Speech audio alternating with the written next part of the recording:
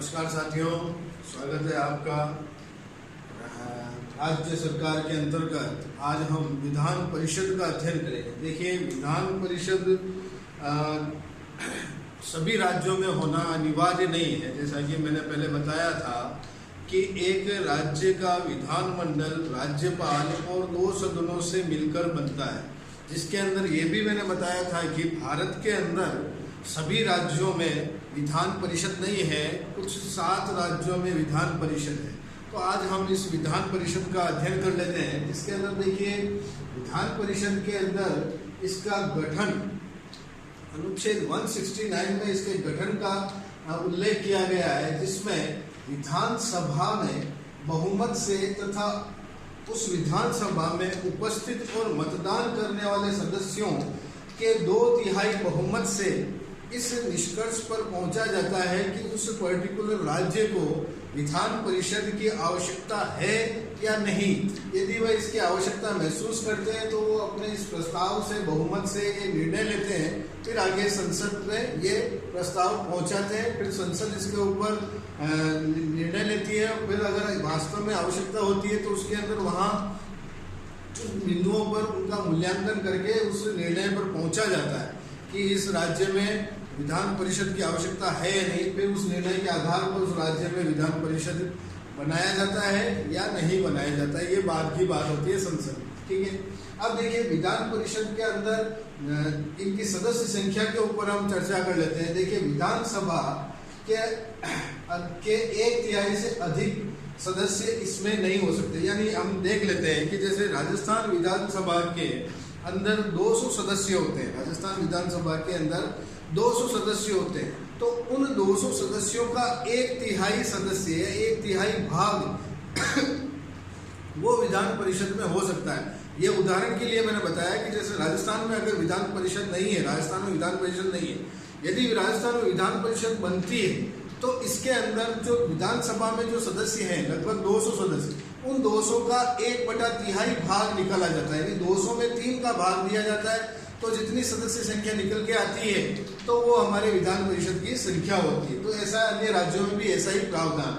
और साथ ही साथ ये संख्या 40 से कम नहीं होनी चाहिए। यानी विधान परिषद में कम से कम 40 सदस्य तो होने ही चाहिए। अब देखिए इनके सदस्यों का निर्वाचन कैसे होता है और इनका मनोनयन कैसे होता है।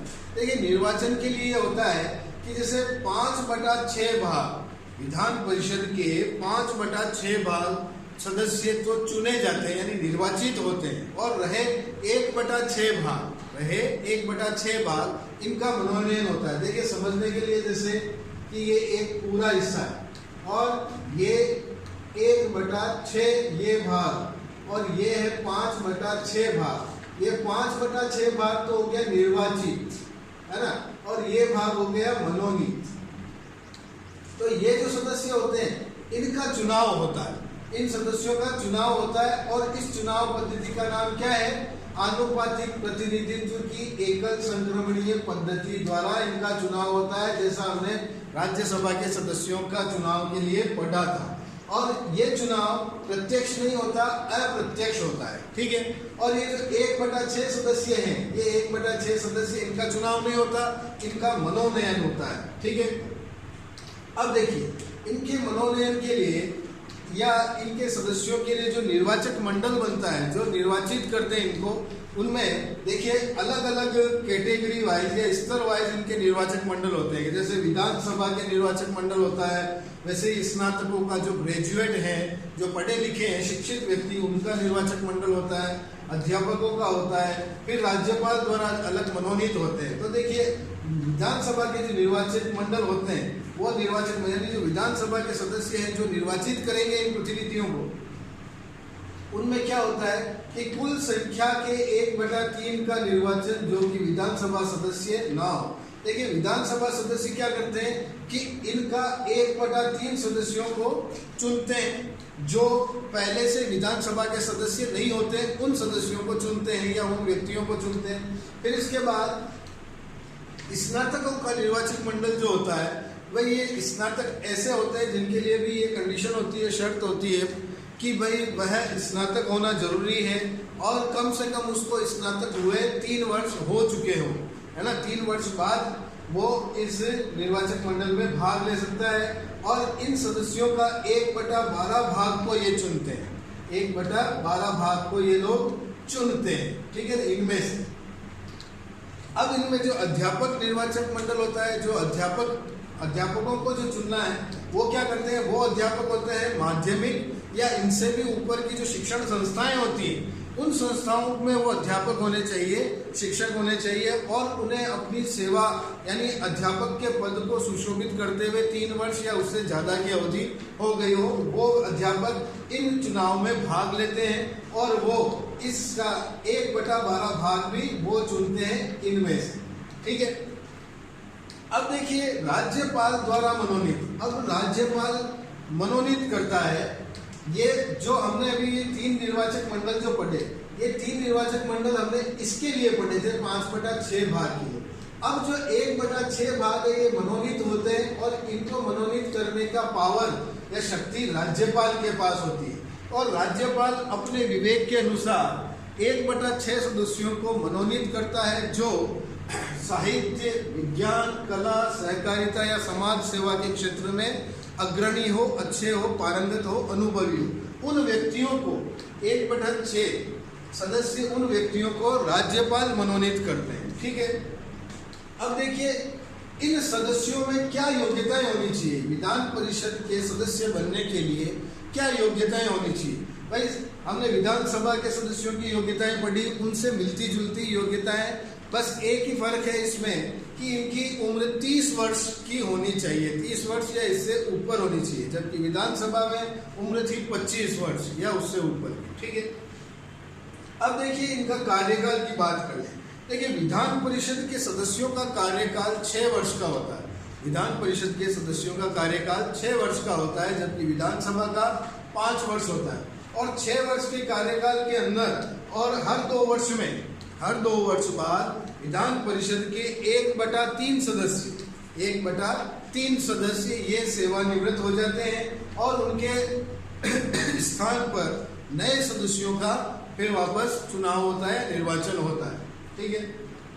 अब देखिए इनके पदाधिकारी, देखिए विधान परिषद के पदाधिकारी इनके अध्यक्ष और उपाध्यक्ष होते हैं, जो इन सदस्यों में ही से चुने जाते हैं। ये सभापति और उपसभापति अपने जो सदस्य होते हैं, ये अपने में से ही बहुमत द्वारा इनको चुनते हैं और इनको हटाने का अधिकार भी इन्हीं लोगों के पास होता है। जो इनको 14 दिन पूर्व इनको प्रस्ताव दिया जाता है, इनको एक नोटिस दिया जाता है, इनको हटाने के लिए, इनके ऊपर किसी तरह का हटाने के लिए इनको एक सूचना दी जाती है, जो 14 दिन पूर्व इनको सूचना देनी पड़ती है। तो ये थे कुछ विधान परिषद से संबंधित हमारे। फिर अब आगे बात करेंगे हम विधान परिषद के अधिकार और शक्तियां, इनके अधिकार क्या होते हैं और इनकी शक्तियां क्या होती हैं। देखिए विधान परिषद की पहली शक्ति की बात करें, कानून निर्माण की शक्ति। देखिए विधान परिषद सभी विधेयकों के ऊपर कानून निर्माण की प्रक्रिया कर सकते हैं, सिवाय धन विधेयक को छोड़ के। धन विधेयक को छोड़कर जितने भी विधेयक होते हैं उनके ऊपर ये कानून का निर्माण कर सकते हैं। अब देखिए इसमें एक परिस्थिति है कि अनुच्छेद 197 197 अनुच्छेद, इसके अंदर ये प्रावधान है कि विधानसभा जब कोई ऐसा विधेयक होता है जो विधान परिषद के पास भेजता है विचार के लिए, तो और विधान परिषद उस विधेयक को पुनः लौटा देता है, उसके ऊपर अपनी स्वीकृति या अस्वीकृति या कोई सुझाव देकर उसे वापस लौटाता है जब विधानसभा में, तो विधानसभा में लौटाने के लिए उनके पास 3 माह का समय होता है। कोई विधेयक उनके पास गया, उनके ऊपर उन्होंने विचार किया और 3 माह तक वो अपने पास उसको रख सकते हैं, उस पर विचार कर सकते हैं और उसके अंदर संशोधन करके अपने सुझावों सहित उसको वापस विधानसभा में भेजते हैं। लेकिन जब यहाँ विधानसभा अगर उस संशोधन को या सुझावों को मान लेती है तो ठीक है, और नहीं मानती है तो वो उसको पुनर्विचार के लिए एक बार वापस लौटा सकता है और उस पुनर्विचार का जो समय होता है वो 1 महीने तक का निश्चित होता है।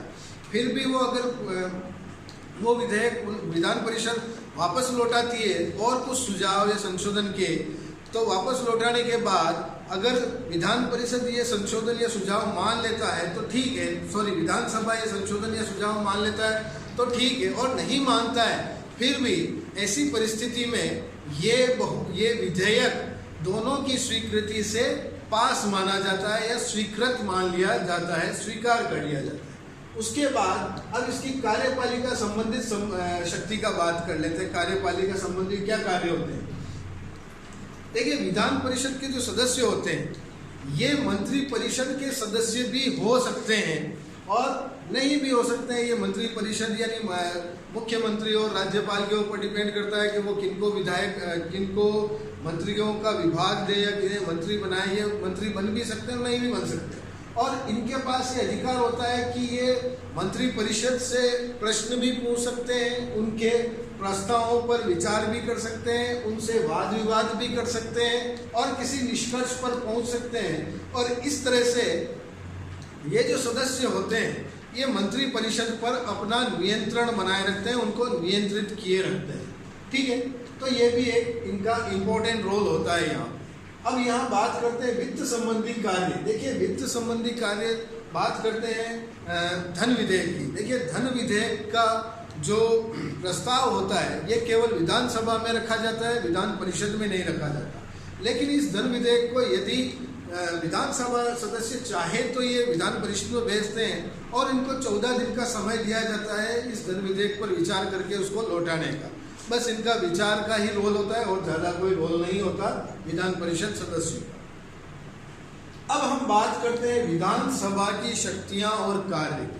देखिए, विधानसभा का चैप्टर हमने पढ़ा है और उसके अंदर शक्तियां और कार्य रह गई थी, जो भी आपको मैं यहाँ बता देता हूँ। विधानसभा की शक्तियां और कार्य क्या होती है? देखिए, सबसे बड़ी बात विधायी शक्ति। विधायी मीन्स कानून निर्माण की शक्ति। जो संविधान में जो सूचियां दी गई, जैसे राज्य सूची, समवर्ती सूची, संघ सूची, जो राज्य सूची के जो विषय होते हैं, राज्य सूची के जो विषय होते हैं उन विषयों पर कानून निर्माण करने की शक्ति राज्यों के विधानसभा के पास होती है। राज्य सूची के विषयों पर कानून निर्माण की जो शक्ति होती है वो विधानसभा के पास होती है, वो कानून बना सकते हैं। फिर उसके बाद वित्तीय शक्ति की बात करें तो जो धन विधेयक होता है ये धन विधेयक भी सिर्फ विधानसभा में रखा जाता है और अध्यक्ष ये निर्णय करता है कि ये विधेयक धन विधेयक है या नहीं। ठीक है, और जो वार्षिक जो आय और व्यय का जो विवरण होता है, लेखा जोखा होता है, जैसे हम बजट कहते हैं, ये बजट भी विधानसभा में ही प्रस्तुत किया जाता है। तो ये वित्तीय शक्तियाँ होती हैं। फिर उसके बाद प्रशासनिक शक्ति की बात करें तो देखिए, प्रशासनिक शक्ति के अंदर ऐसा होता है कि विधानसभा के अंदर जो मंत्री परिषद जो होती है और मंत्री परिषद के अलावा जो अन्य सदस्य होते हैं, ये अन्य सदस्य मंत्री परिषद पर पूरा नियंत्रण रखते हैं और उसको रखने का इनका एक तरीका होता है जो ऐसा होता है कि वो मंत्री परिषद के कार्यों की निंदा करते हैं और उनकी आलोचना करते हैं। उनमें कोई और नया सुझाव होता है तो सुझाव देते हैं, और कोई कार्य चल रहा है या विधानसभा की कार्यवाही चल रही है तो यहाँ वो काम रोको प्रस्ताव प्रस्तुत कर देते हैं। और यदि मंत्री परिषद से वो सदस्य असंतुष्ट है, उन पर विश्वास नहीं है, तो वो अविश्वास प्रस्ताव प्रस्तुत करते हैं, जिसके कारण उस पर बहुमत से निर्णय लिया जाता है। और यदि ये अविश्वास प्रस्ताव पास हो जाता है, सफल हो जाता है, तो मंत्री परिषद को अपने पद से त्यागपत्र देना पड़ता है। ठीक है, और यदि एक मंत्री के ऊपर भी अगर ऐसा अविश्वास प्रस्ताव पास हो जाए तो पूरी मंत्री परिषद को ही त्यागपत्र देना पड़ता है। ठीक, फिर उसके बाद संविधान में संशोधन की एक शक्ति, इसकी बात करें। देखिए, संविधान के अंदर कुछ अनुच्छेद या कुछ धाराएं ऐसी है जहां राज्यों की विधानसभाओं का भी एक बहुमूल्य रोल होता है, एक बहुमूल्य इनकी स्थिति होती है। जैसे कि राज्यों के विशेष बहुमत से या आधे राज्यों के बहुमत से किसी निर्णय पर पहुंचा जाता है कि इस अनुच्छेद में, इस संविधान में संशोधन होना चाहिए।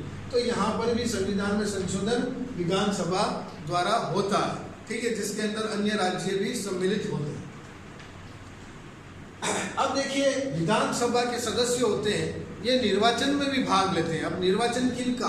देखिए, निर्वाचन होता है राष्ट्रपति का और राज्यसभा के सदस्यों का। ठीक है ना, तो इनके निर्वाचन के अंदर भी विधानसभा के सदस्य भाग लेते हैं। तो ये कुछ शक्तियां और कार्य हो गए विधानसभा के। अब बात कर लेते हैं राजस्थान में विधान परिषद की क्या स्थिति है।